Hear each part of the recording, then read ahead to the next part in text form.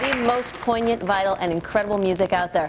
Her 1995 album, Jagged Little Pill, changed the voice of women in pop music forever and became the top-selling debut album in history. Her latest CD, Under Rug Swept, is the first to be solely written and produced by Alanis, and it's put her back on top. Please welcome Alanis Morisette.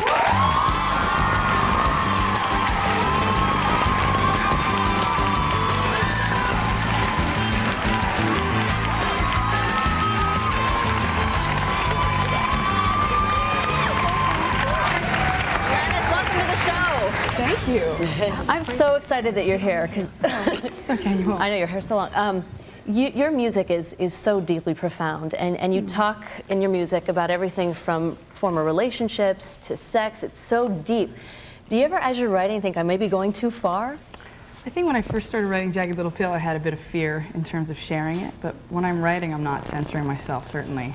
But as the years have gone on, the more transparent and authentic I have become, the less fearful I've been, and certainly the more liberated I've felt, so it's been good. Well, by the way, we all love your hair. That's what we were all talking about when you were on. Oh, don't we? That gorgeous shiny hair. Alanis, you've not only written about your life now, but you go into the past, and the song Hands Clean, which many people are saying is the story of your relationship with your creative partner. You were 14, he was like 30 years older, and in it you write, I know you sexualize me like a young thing would, and I think I like it. Supposedly he is saying that. Yeah. So you go all of these years into what made you decide to write about that period? We've been talking about fathers. What's this all about? That wasn't your father, but it was someone much older. Yeah. Yeah, I've spent a lot of time working with men that were much chronologically older than I was when I was younger, and still do for that matter, but basically, the reason why I'm writing about it now is because I have a desire to, like I mentioned earlier, to be authentic in a way that I hadn't been when I was younger. And I don't know if I had the courage to sing it for myself, really. I think the scariest truth to face oftentimes is the truth that you speak to yourself in those quiet moments when you're alone. So I wasn't really prepared to do it until now.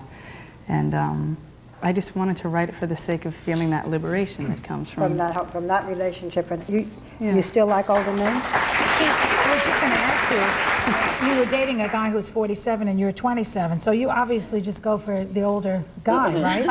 I have vacillated over the years, but now I'm no longer dating someone who's far older than I am, and I think I've achieved a balance. Yeah. You know, it's funny because Lisa was talking about what goes into your songs. Do you ever think in a relationship that your partner is saying, I better not screw up because I'll end up in one of her songs? Well, I hope so. No, I think at this point, if someone is wanting to date me, I think they know what they're getting into. I mean, when one misstep and you will be a bestseller. No, but I mean, they get the songs that may be a little tough to hear or swallow, but at the same time, they get a lot of sort of loving songs too, and it's all my truth. So there's no. Nothing's off limits then. Nothing's off limits. No. I think a lot of people don't know that you actually have a twin, a brother named Wade. Do you have that twin thing going on where you can read each other's? Thing? Yeah. Yeah. You do. So what's he thinking right now? He's in a very similar place that I'm in terms of what he's ready for in his life, and so I have a sense anyway. I don't know the exact words that he's thinking, but. He's thinking, just don't write about me. Although we've had that conversation before. It's tough because people that I date or meet as an adult, it's one thing, but my family, writing about them, when I was sharing the uterus with my brother, he didn't know that I'd be a singer-songwriter one day. So he may be a little bit more apprehensive. Is he into music? Yeah, he's an amazing musician. Yeah. Well, Barbara mentioned your hair a second ago, and on The View, we have to talk about every beauty tip imaginable. And I understand you have some tips for your hair that you want to give us. Clean it. Brushing it is good. Wash it every day? I don't wash it every day for long hairs. No. Takes too long to get it dry? If I'm in a hippie mode, I'll go camping and I won't wash it for a long time. What are you in today? What mode are you in today? Today's day 1. Is that your question? Of the hair of your life. No. Are we talking life or hair? Because they think they're all the same. Is there a difference, really? What phase am I in right now, you mean? Yeah. Of my life? I'm in a very exploratory phase in terms of relationships. I focused a lot on my art and the evolution in that and nurturing myself throughout it, but just really and it's a theme that I actually think comes out in this record, which is this wanting to bridge gaps between myself and other people, between the two genders, and ultimately the broader version of it, which is bridging gaps between religions and cultures and races and sort of and everything in between, because I see the microcosmic version of myself in one person to be something that can be extrapolated into the bigger ones, which is... That's a lot of stuff to put into a song. It's the things I think about all the time. So You're deep. Yeah. You're deep. Oh no. You went back to Toronto, to your home, and you wrote 11 songs while you were there. What does home mean to you? That it must be a womb, a place that gives you an awful lot of creativity. Yeah, I wanted to get off the radar, I think. And when I'm in Los Angeles, I feel myself wanting to, go back to my workaholic ways. I have tendencies toward that. So when I'm in Canada, I feel like I'm off the radar and I can be my Canadian self. And there's a lot of cultural differences between Canada and America that I think I underestimated before I left. And Do you get sick of the Canadian jokes? I don't listen to them. What's the big difference, do you think? The biggest one that I noticed, and certainly Los Angeles is its own cultural difference from America in many ways, because state to state there's quite a lot of cultural differences too. But the communication style was different. Yeah, definitely. I was born and raised in a place where if I were to give information, it had to be solicited. So I would just remain silent until I was asked a question.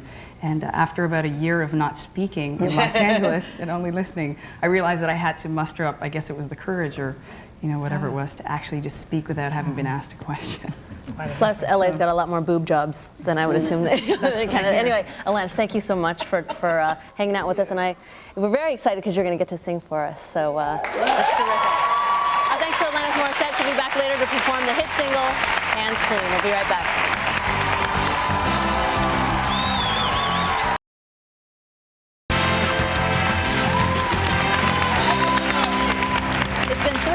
Between albums, but Alanis is back with a vengeance with her latest CD, Under Rug Swept. Here to perform her hit, Hands Clean. Welcome back, Alanis Morisette.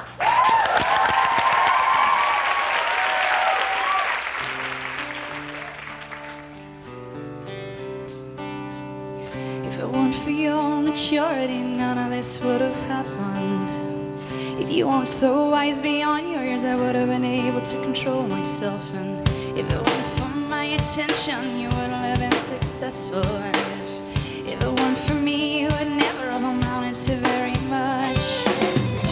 Yeah, this could be messy, but you don't seem to mind. And don't go telling everybody, and overlook this supposed crime. We'll fast forward to a few years later, and no one knows except the both of us.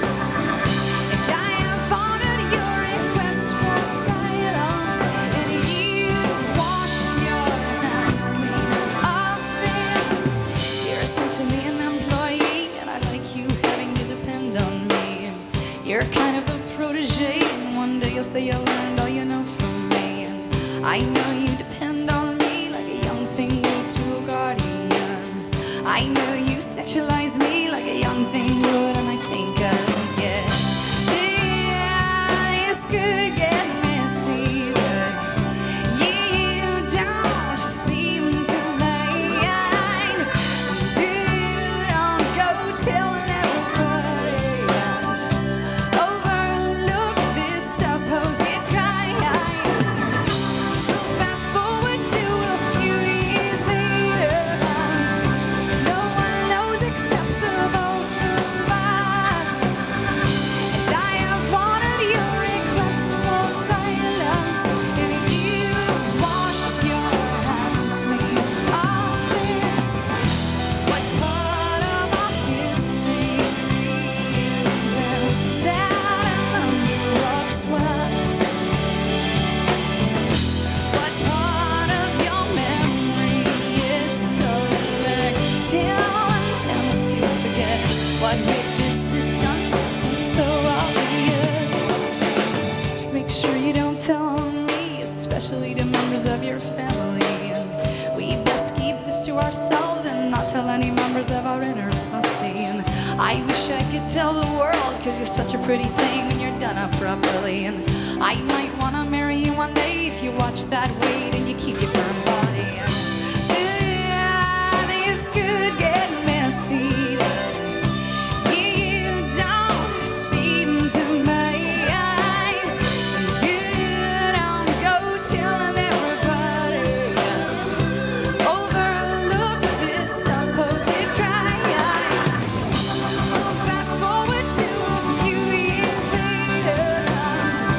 No one knows except the both of us. And I have honored your request for silence.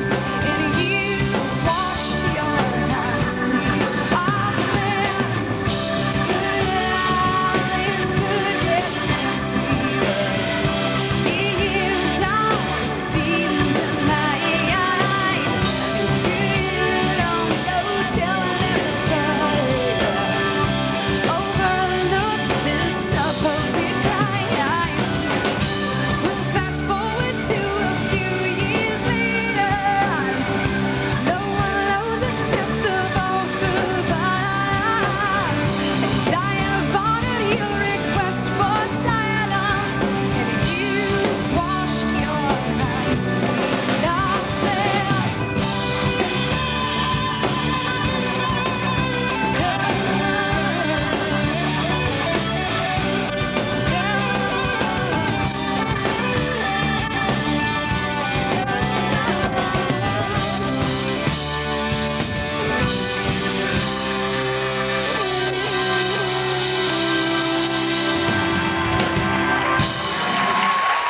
Thank you. It was so great.